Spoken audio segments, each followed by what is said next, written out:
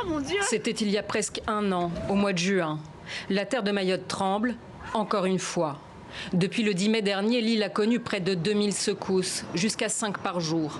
Des séismes dits en essaim, dont l'origine vient d'être enfin découverte. La naissance d'un volcan sous-marin, dans les profondeurs de l'océan Indien, à 50 km des côtes de Mayotte. Des volcans sous la mer, en fait, il y en a de très nombreux. Ce qui est plus rare, c'est de tomber sur un volcan qui est en train de naître. On a la forme du volcan, on connaît sa hauteur, 800 mètres, on connaît son diamètre, 4-5 km à peu près.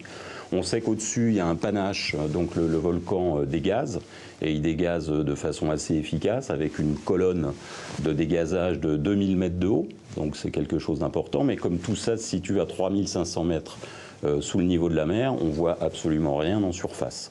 La puissance des secousses est égale ou supérieure à 3,5 sur l'échelle de Richter. La plus forte enregistrée a été de 5,6. Les dégâts sont surtout matériels. Certains Mahorais se sont habitués, mais d'autres vivent dans l'angoisse.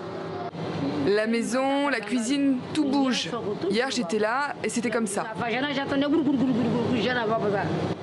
J'ai peur, mais je m'en remets à Dieu. Autre conséquence de la naissance de ce volcan, Mayotte s'est affaissée de 13 cm et déplacée de 10 vers l'est. Les scientifiques cherchent à comprendre ce nouveau phénomène.